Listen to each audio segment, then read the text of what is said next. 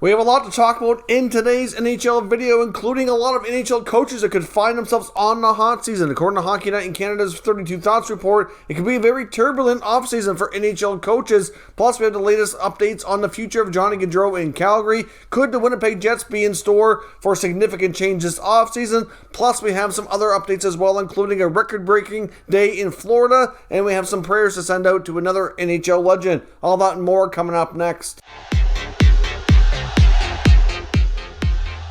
So welcome back to another video here at Top Shelf Hockey. As I mentioned, we really do have a lot to cover here today. It's been a very interesting news day around the NHL. Lots of games starting early, going well into the night here. But first up, we have a signing out of San Jose. They've extended young defenseman Nikolai Nijov, who's on a expiring entry-level contract right now, entering the last year of that deal. Appeared in 56 games this year, putting up 10 points. Has been a fairly regular contributor on the back end. He gets a one-year extension at $850,000. Of course, with the amount of money tied up in other top-end defensemen that are having a hard time living up to their contracts, like Carlson and Vlasic and Burns, etc., they need contracts like this to kind of offset for cap purposes. So he'll stick around for at least one more season. As I mentioned, we had a record-setting day in Florida with Florida superstar Jonathan Hubredeau setting a franchise record for most points in a regular season. Obviously, he's been a star in Florida for some time, ever since he went high. I believe he was number 3 overall in the NHL draft a number of years back.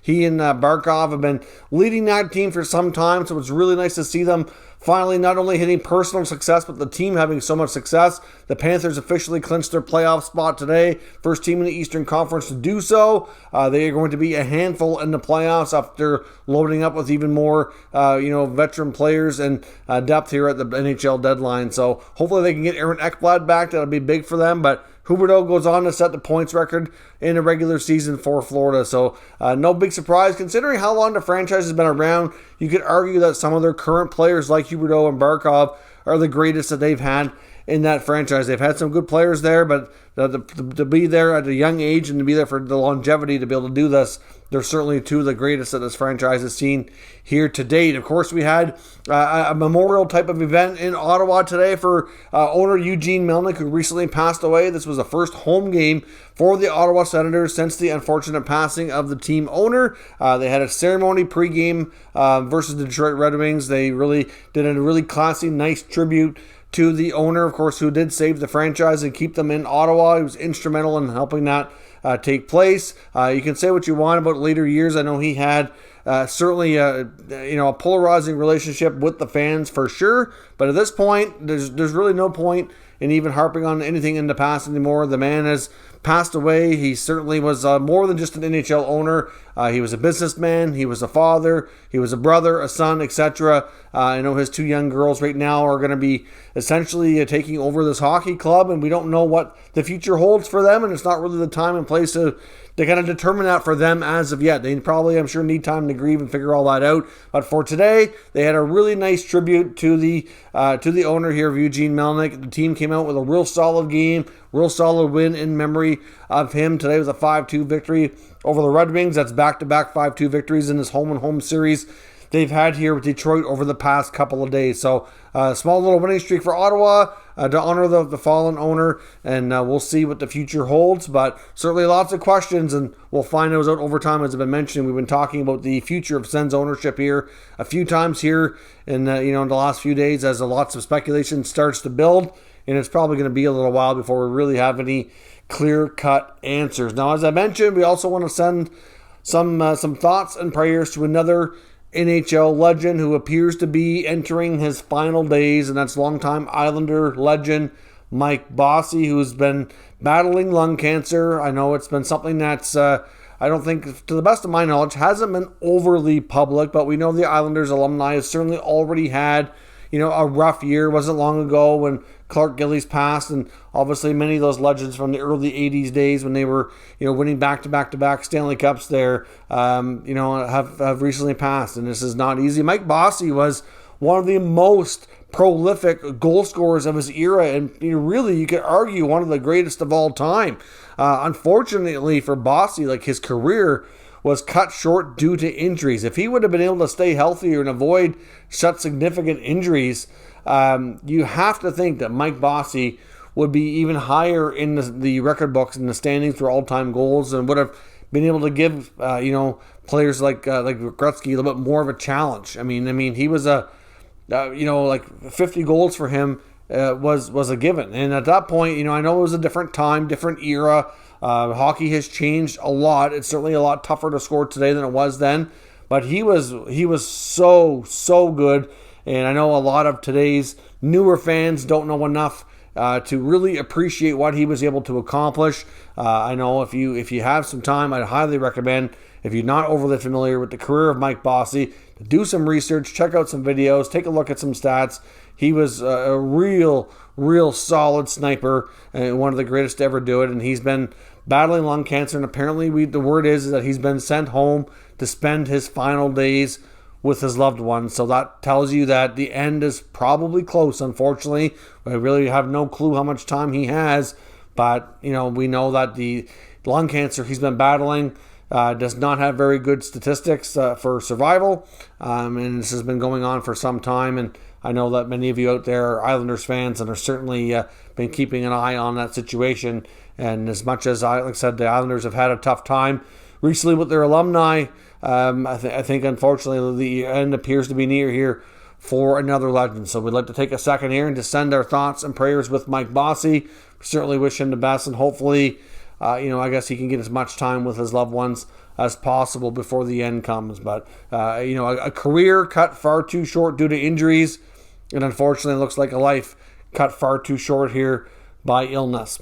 Now, on to some other news here today. We also want to take a look at the NHL coaching carousel. According to Jeff Merrick and Elliotte Friedman on 32 Thoughts last night on Hockey Night in Canada, they feel that this offseason could be quite tumultuous.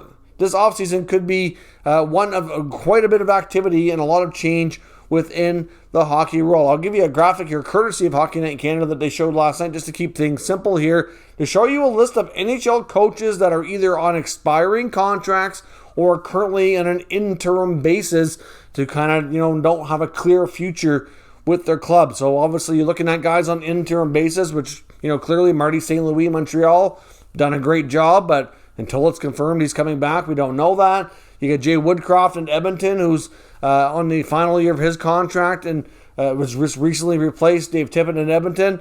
It sounds like Edmonton and Ken Holland are going to want to keep Woodcroft in the mix, but they still have to work out a deal to keep him there. So again, until it's done, it's done, but it does sound promising. You've got Mike Yeo in Philly on an interim basis. I don't think he sticks around, to be honest. Philly has struggled mightily. You got Dave Lowry in Winnipeg. Winnipeg has not improved since Paul Maurice left. So you have to think that there's a real possibility of change there. You got Derek King in Chicago. I don't know about him. I think there's a possibility and a better chance that King sticks around. I know Chicago hasn't exactly been on fire since King took over, but given the situation and the direction of the team, I think it's more likely that he would have an opportunity to stay. You got Bruce Boudreau, who we talked about in Vancouver, signed on for the rest of the year, but according to Elliotte Friedman, there is a club option for next season, and there's a clause in there, I guess depends on how they go about things, that he might be able to get some sort of a financial payment from them, depending if he's let go or whatnot. I don't know how that works. So they're trying to figure out the clause, but he said there was something in there that could complicate things. But club option for next year, and GM Patrick Alvin recently had an interview on the radio where he was asked about the future of Boudreau. Prime opportunity to give the man a little bit of words of endorsement, and he didn't take it. So that leads you to think that, based on what we've heard and what Friedman's saying, that it sounds like they're not completely convinced that Boudreau should be the guy going into next year, even though he's really popular with the players, really popular with the fans, and has a really solid record and way better than Travis Green did earlier in the year. So you have to think it's odd that we're even having that discussion, but it looks as though there could be real change in Vancouver, which is different than we expected. Of course, you get guys like Lindy Ruff in New Jersey. It's certainly on the hot seat. That team is not taking steps forward this year. Jeff Blashill in Detroit, you have to think there's a real possibility of change there on an expiring deal. That team started much better this year, and there was real hope that early in the season, we kind of figured it would kind of level out, but early on, you're like, geez, could they challenge for a playoff spot? but now they can't defend anything. Like the last couple of games that I've watched them play against the Ottawa Senators and their home-and-home series where they're back-to-back 5-2 losses. I mean, I watch all teams, but there are times when I may go, depending on the schedule and who's playing who at what time and everything, I don't see every game of every team. That's impossible, right? So sometimes it might be a few weeks or something in between watching every single team play, and I just notice a real difference. Like that team just can't defend. Like Detroit's got some real hard issues to deal with, and you have to think that maybe Yzerman will finally move on from Blashill into a new direction. You get Dallas Eakins in Anaheim. Not convinced he goes, but at the same time, they get a new GM and Pat Verbeek. So will he want to have like his own guy and own staff there? That is not something that's unheard of. So you have to think that might be a possibility too. So you have to think this is going to be a real possible time for lots of changes. Because of that, all the openings, all of these guys probably want to know their fate sooner than later. So if they have to find other employment, they'll have ample time to do so before all the jobs get filled up. But you have to think that, especially with a lot of these teams that we're talking about here not being playoff teams, of course, you could throw Andrew Brunette in there too, but I don't think he's in any trouble. Florida's likely going to very gladly extend him or remove the interim tag for sure. So no issues there for Brunette, even though he is technically on the list. And even Woodcroft in Edmonton. But like St. Louis, I think the job's his as long as he wants it. But then you got Boudreau in Vancouver, Blashill, maybe Winnipeg, Philadelphia, New Jersey. Like you could have 5 or 6 openings if they fire the coaches, because it's quite often common to see like those changes happen very quick after the season, right? So that way the team has lots of time to find their new guy, their new coach, and then the other guy that's being let go has a chance to get employment elsewhere and have more opportunities. So we'll see, but it could be quite a carousel of coaching changes coming up as many of these teams' regular season comes to an end here within the next month. Of course, we have some other teams and guys to talk about here today, including Johnny Gaudreau in Calgary. Now, Johnny Gaudreau is an interesting case. Like I said, there was reports all season that they were going to keep this out of the media and that it wasn't going to be discussed at all publicly, and they've done a pretty good job at that. But of course, that also creates lots of speculation when you don't see a deal being completed, right? So, of course, the Calgary Flames are having an excellent season. They're on a little bit of a slump here as of late, but nothing I don't think to be too concerned about. Daryl Sutter's got them playing extremely well, and this is a very it's a deep team that they have, and it's also a very diverse team with a good mix. I think that they should be equipped well to have some playoff success, and I think they could win a few rounds and maybe even challenge to go deeper, right? So you have to think that Johnny Gaudreau, who's on pace for a career season, is going to be able to command some big bucks. I mean, Gaudreau, Lindholm, and Matthew Tkachuk have arguably been the top line in the NHL, all having terrific NHL seasons. Matthew Tkachuk needs a new contract as well, and it's quite possible Johnny Gaudreau, with the numbers he's putting up, is going to be able to command upwards of $10 million a year. Matthew Tkachuk is probably going to be up around $9-10 million as well, based on how he's performed, and he's even younger than Gaudreau. So, can they afford all that? Not without making other moves. And even then, do they want to have 2 players making over $10 million or so combined? Like it's really, really tough to see how they can afford both of these contracts without shedding money elsewhere. Now, we talked yesterday about the future of Sean Monahan, who's had hip surgery to end his season. And of course, we don't know what the future holds for him. Could he be bought out? Could he be traded with salary retained? It's hard to say. A trade's going to be challenging given the teams won't have a chance to watch him play again, but I think there's a good chance they'll do everything they can to move on from him and give him a chance to maybe restart somewhere else, hopefully after getting healthy. So we'll see if they can move on from that. But Andrew Mangiapane also needs a new contract too in Calgary, and he's got 30 goals this year. That's not going to be cheap. He's going to be needing a good raise. It's just going to be really, really challenging to get all these deals done. So that's why I think this year is extremely important for Calgary to have success for a couple of reasons. One, you want everybody to want to stay, for starters. And secondly, this might be the year that they could possibly take a step back next year if they can't keep everybody together. You just don't know. It's challenging. So ever since we've heard the Greg Conroy comments on the radio back about a month or so ago saying, oh yeah, Johnny Gaudreau, we're not worried about that. We've pretty much got it all done. But yet then there's nothing, right? So I think, honestly, he and his agent have known to be playing hardball. Not a big, surprise in that regard. But the longer he goes, the more he's going to be able to command. So you have to think, though, the only way we're going to see a Johnny Gaudreau trade, obviously because he's heading towards pending UFA status, is if they can't get him signed, and it's coming down to the fact that they know it's not going to happen. Maybe they trade his signing rights. And I'm not saying he's going to be leaving Calgary, but there is a lot of concern and question marks over the fact that his contract is not done. His playoff success or lack thereof could very well play a role in how this team decides to proceed. For example, Johnny Gaudreau has struggled hardcore in the playoffs in the past. And if they were to have a regular season like they're having, go into the playoffs and have a real quick first round early exit and have him be quiet and not noticeable like he's been in the past, they may just decide to move on. I mean, you just never know. I mean, at the same time, how are you going to replace all that production? I know there's some reporters have been convinced for a long time that he wants to head back to the northeast of the U.S. where he's from to play, whether it be Philly or New York, New Jersey, any of those areas that's close to home.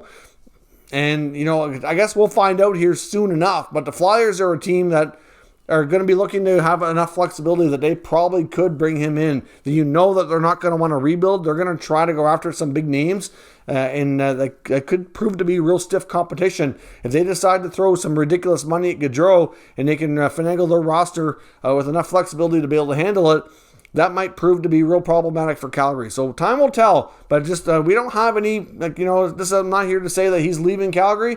But as time goes on, you have to think that there's more concern because his value is going up and up and up, and it's just going to be that much harder for them to get it done. Now, of course, according to the Winnipeg Jets, this is another season that's likely going to go without having playoff hockey here. Not where they want it to be. Ever since they had the Western Conference final run against Vegas a few years ago, they have taken some steps back and have seriously regressed instead of moving forward. They went from being a cup contender to barely being a playoff contender. And there's some real concern that after another, season of not hitting expectations, that this could be a year that we really see some significant change. Listening to Darren Dreger talk about it recently on TSN makes you think that there's a real chance that we could see Mark Scheifele maybe be the one who ends up getting moved if they decide they really want to shake things up. I mean, clearly, if you look at the contracts they have, Kyle Connor signed long-term, and he is so money when it comes to scoring goals that he's not going anywhere.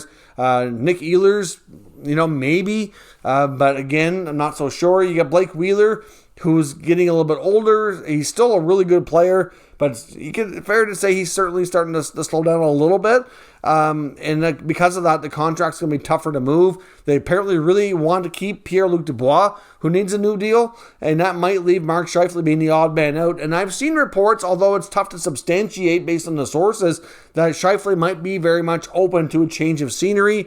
I think playing Winnipeg is something that's been real important to him, and kind of clearly when because he went to junior, he was coached by Dale Hawerchuk. Dale Hawerchuk, of course, a longtime Jet. He gets drafted by the Jets, had a close relationship with his coach who really pushed him to help him be a better player. So to follow in his legacy and kind of be that top center for them, I think was something that was real important to him.